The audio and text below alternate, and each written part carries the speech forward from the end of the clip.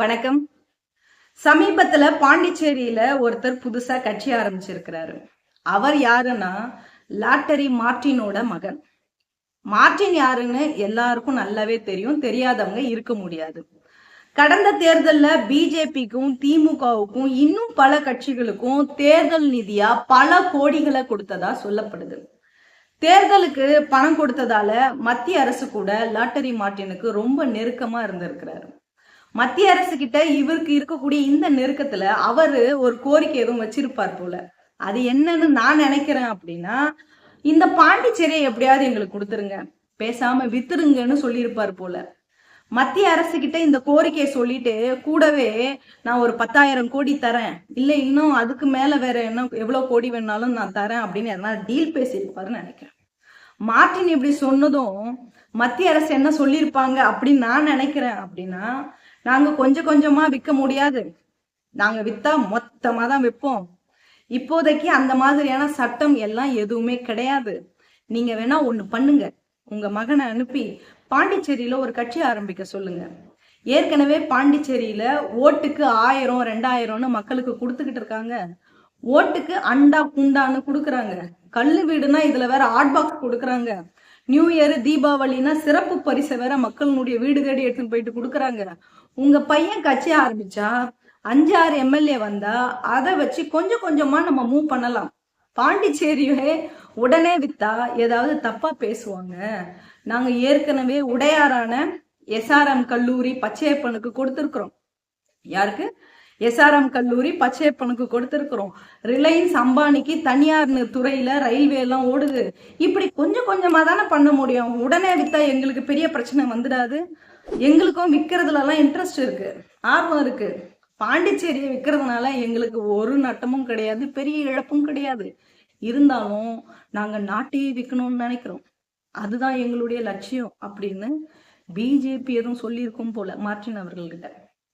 இப்போ பாண்டிச்சேரியை எங்களுக்கு விற்கணும்னா நாங்க என்ன பண்ணணும் அப்படின்னு இவர் திரும்ப கேட்டிருப்பாரு போல. அதுக்கு பிஜேபி சொல்லியிருக்கோம், ஓட்டுக்கு 10,000 இல்ல 20,000 கொடுக்க சொல்லுங்க உங்க பையனை, 5 எம்எல்ஏக்களை உருவாக்கட்டும்.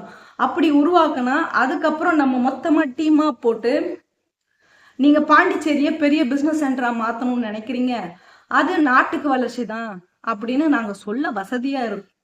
நீங்க ஏற்கனவே ஒரு சூதாட்ட கம்பெனி நடத்துறீங்க, லாட்டரி சீட்டு வேற விற்கிறீங்க.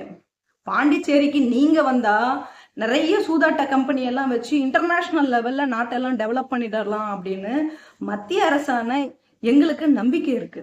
இப்படிதான் லாட்டரி மார்ட்டினுக்கும் மத்திய அரசுக்கும் ஒரு உரையாடல் இருந்திருக்கும்னு நான் நினைக்கிறேன். இப்படி மத்தியில ஆளுகிற பிஜேபி சொன்னதின் அடிப்படையில லாட்டரி மார்ட்டினோட பையன் சார்லஸ் மார்ட்டின் பாண்டிச்சேரியில ஒரு கட்சி ஆரம்பிச்சிருக்காரு. அவர் ஆரம்பிச்ச கட்சியோட பேர் என்னன்னா லட்சிய ஜனநாயக கட்சி. மார்ட்டினோட முதல் லட்சியம் இந்த நாட்டுல அம்பானி அதானிக்கு ஈக்குவலா எப்படியாச்சும் வந்துடணும்னு நினைக்கிறாரு.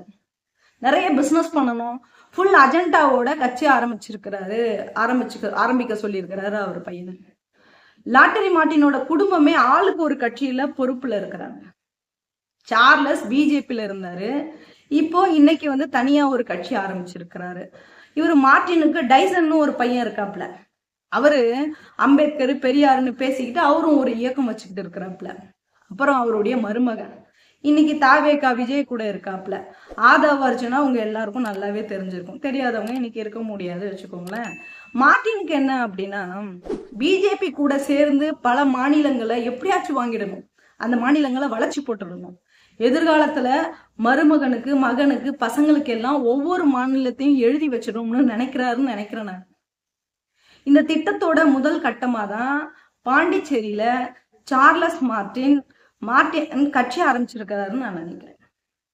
ஏற்கனவே பாண்டிச்சேரியில எளிமையான முதல்வர்னு பேர் வாங்கின திரு ரங்கசாமி அவர்கள் நிறைய கொள்ளையடிச்சிட்டு இருக்காரு. எப்படி சொல்றேன் அப்படின்னா, பணக்காரர்களுடைய பட்டியல்ல அந்த வரிசையில இவருடைய பேர் இருக்கு. யாரு? எளிமையான முதல்வர்ன்ற இவருடைய பேர் இருக்கு. சமீபத்துலதான் விலை உயர்ந்த கார்களை வாங்கி இருக்கிறார். இதெல்லாம் பார்க்கும் பொழுது எவ்வளவு கொள்ளையடிச்சிருப்பாருன்னு யோசிக்க வேண்டியிருக்கு. இப்படி இவ்வளவு கொள்ளையடிச்சும் திரு ரங்கசாமிக்காக வேலை செய்யற ஏஜென்ட்டுகள் இருப்பாங்கல்ல தேர்தலுக்காக, அவங்களுக்கு ஒழுங்கா காசு தரலன்னு ஒரு குற்றச்சாட்டு வேற இங்க வந்து உலாவிக்கிட்டு இருக்கு. இப்போ பாண்டிச்சேரியில புது கம்பெனியான மார்ட்டின் மகன் ஆரம்பிச்ச லட்சிய ஜனநாயக கட்சி வந்து இறங்கியிருக்கு. இந்த கம்பெனி காசு நிறைய கொடுப்பாங்கன்னு சில தலித்துகளும் அப்புறம் பல ஜாதியில இருக்கக்கூடிய ஏஜென்ட்டுகள் எல்லாம் அவர் பின்னாடி போய் நின்றுகிட்டு இருக்காங்க. எதுக்கு போயிருக்கிறாங்க? சம்பாதிக்கிறதுக்கு போயிருக்கிறாங்க. எப்படியும் வர இருக்கக்கூடிய 2026 சட்டமன்ற தேர்தல் வரைக்கும் அவங்க நிறைய காசு கொடுப்பாங்க. சார்லஸ் மார்ட்டின் பின்னாடி அப்படிதான் சில கூட்டம் போய் நிக்குது. பாண்டிச்சேரி வாக்காளர்களுக்கு ஒரு ஓட்டுக்கு எப்படியும் 1000 2000 கொடுத்துட்டு இருந்தாங்க இதுக்கு முன்னாடி. இப்போ ஓட்டுக்காக அவங்க அந்த ஓட்டை வாங்கணுன்றதுக்காக தான் கொள்ளையடிச்ச பணத்துல இருந்து நல்ல விலையை வாக்காளர்களுக்கு நிர்ணயம் பண்றாங்க. இந்தியாவிலேயே எனக்கு தெரிஞ்சு வாக்காளர்களுக்கு ஒரு ஓட்டுக்கு நல்ல விலை கொடுக்கறது பாண்டிச்சேரியா தான் இருக்கும்னு நான் நினைக்கிறேன்.